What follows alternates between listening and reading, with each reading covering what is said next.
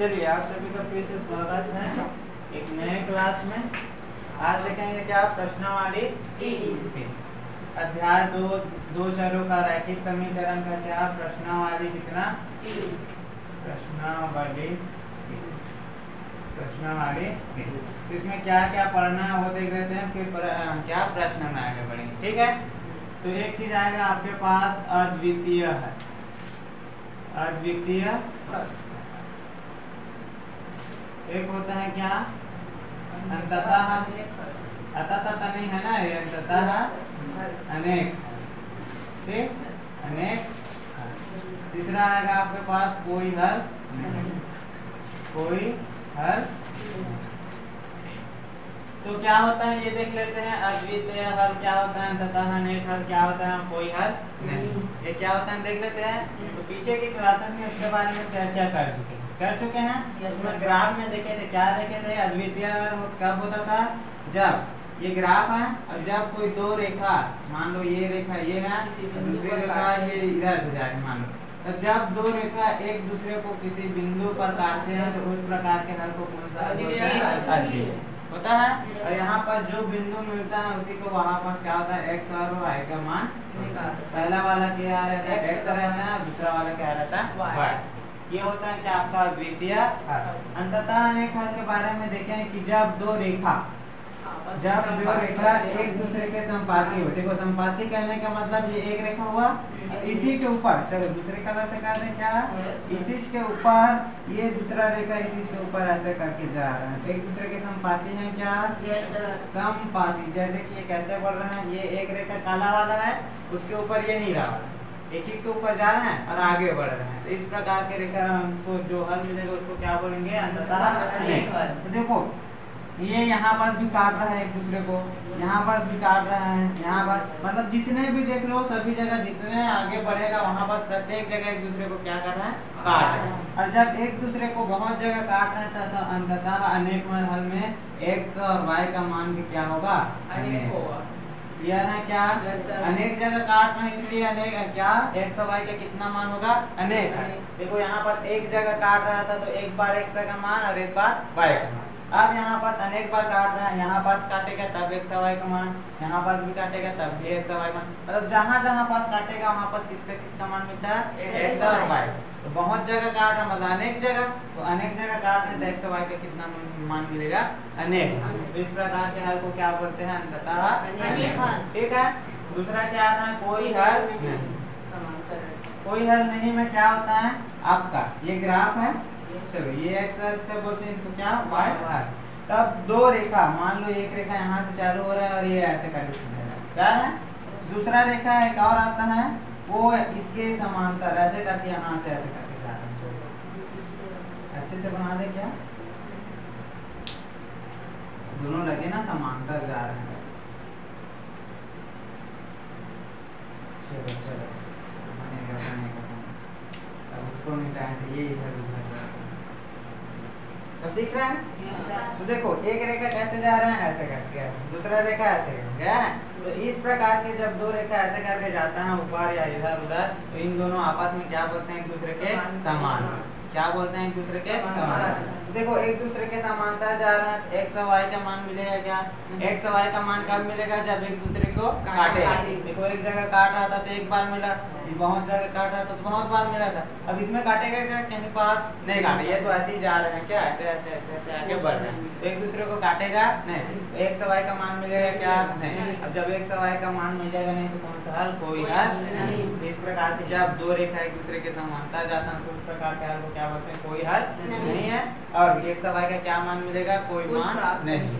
ठीक है, कैसे नहीं मिलेगा पता चला, क्योंकि एक दूसरे को काटेगा नहीं तो उसका मान ही नहीं।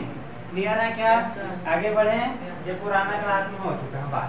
अब ये प्रश्नावली में जो बनाना है वो याद रखना, मतलब इन सभी का सूत्र, इन सभी का क्या सूत्र, अगर ये याद है तो ये प्रश्नावली एकदम आसानी के साथ बन जाएगा। तो सूत्र यहाँ पास होगा अद्वितीय हल के लिए ये याद रखना कि A1 अपॉन क्या, B1, A1 अपॉन क्या, B1 नहीं, तो A1 अपॉन रखना A2 और बराबर नहीं है B1 अपॉन किसका, B2। क्लियर है क्या? बराबर मत करना, दोनों आपस में बराबर नहीं है। लिखेंगे अभी कोई नहीं, बाद में है। क्या बोला? a1 अपॉन a2 बराबर नहीं है b1 अपॉन b2। अब सवाल आएगा कि सर a1 किसको मानेंगे, a2 किसको मानेंगे, b1 किसको मानेंगे, b2 किसको मानेंगे। ठीक है, तो देखो आपके पास आएगा क्या, मान लो इसमें दो चर का समीकरण पढ़ रहे ना, चलो मान लेते हैं 2x धन 4y बराबर मान लेते हैं 15। हो गया क्या? इसी प्रकार मान लेते हैं क्या, 3x धन 6y बराबर मान लेते हैं 18। हो गया? तो दो समीकरण मिला, ये समीकरण नंबर कितना 1 और ये समीकरण नंबर 2।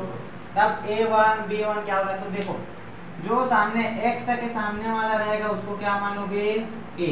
क्या मानोगे? x के सामने वाले को a। y के सामने वाले को क्या मानोगे, b। y के सामने वाले को क्या, b। सामने को क्या बोलते हैं? उसका गुणांक, गुणांक बोलते हैं। तो x का जो गुणांक रहेगा उसको x, y का जो गुणांक रहेगा नहीं, x का जो गुणांक रहेगा उसको a और y का गुणांक रहेगा उसको b, और जो संख्या वाला रहेगा उसको मानना है क्या, c। अभी आएगा उसका ना, अभी देख रहे होंगे यहाँ c नहीं है सर, ऐसा आएगा इधर सर, बराबर क्यों नहीं है? कौन बराबर नहीं है? तो सूत्र है, अभी पता चलेगा। अद्वितीय हल मतलब ये वो वाला और ये वाला अपने आप में स्वतंत्र है। अद्वितीय है ऐसा करके नहीं बोलते हैं, ये अपने आप में अद्वितीय मतलब इसके जैसा कोई दूसरा नहीं है। इसके जैसा दूसरा काहे के लिए आएगा, उनके बराबर नहीं होगा इसलिए। ठीक है, तो क्या हो गया, ये a b c हो गया। ठीक है, अब ये समीकरण 1 है, हमारे पास समीकरण 2 है ना, तो इसमें का भी a वाला, ये पहला वाला क्या होगा, a होगा, दूसरा वाला क्या होगा, b होगा, और ये वाला क्या होगा, c। अब तो नहीं बता सकते अरे अहुमेला कहा थे, अहुमेला कहा थे, पहला मान को ऐसा वाला हो जाएगा। तो क्या करते हैं, इसको पहला वाला समीकरण को a1, दूसरे वाले को a2, और इसमें का एक पहले वाला में b1 और इसको क्या b2, तो ये हो जाएगा c1 और ये क्या हो जाएगा c2। कैसे मानोगे, पता चल गया? ये वाला समीकरण आपको दिया रहेगा क्वेश्चन में, तो इस समीकरण से क्या क्या मान निकालोगे, a1, a2, b1, b2, c1, c2 मान निकालोगे, सूत्र में रखोगे, मान मिल जाएगा। क्लियर है क्या? सूत्र याद रहेगा? चलो तो इसको मिटा दो, कहाँ से ज्ञात करना है तो बन जाएगा। चलिए अभी लिखना नहीं है ना, अभी पूरा लिखा लेते हैं फिर लिखना। चलो तो आगे क्या होगा, ये अंततः अनेकल के लिए याद रखना कि a1 अपॉन a2 बराबर b1 अपॉन b2 बराबर होगा c1 अपॉन c2। ठीक है क्या? अब आ गया c1 और c2। ठीक है, ये किसके लिए सूत्र होगा, अंततः अनेक। फिर कोई हल नहीं है के लिए याद रखना a1 अपॉन a2 बराबर होगा b1 अपॉन किसका, b2 का, और बराबर नहीं होगा c1 अपॉन किसका, c2। तो ये हो गया आपका क्या, इनका सूत्र। इसके जरिए आपको क्वेश्चन बन जाए। ठीक है, तो जितना भी प्रश्नों वाले हैं, ये वाला प्रश्न वाले 3, ये तीनों से ही बनेगा। तो इस सूत्र को अच्छे से ध्यान में रखना। ठीक है, अद्वितीय हल के लिए क्या, a1 अपॉन a2 बराबर नहीं है b1 अपॉन b2 का। अपॉन बोल रहा हूँ तो समझ में आ रहा है, बटा। हाँ चलो, अंततः अनेक हल के लिए क्या, a1 अपॉन a2 बराबर b1 अपॉन b2 बराबर c1 अपॉन c2। कोई हल नहीं में क्या, a1 अपॉन a2 बराबर b1 अपॉन b2 बराबर नहीं c अपॉन c2। क्लियर है क्या इतना? चलो इतने को लिखो फिर आगे बढ़ो।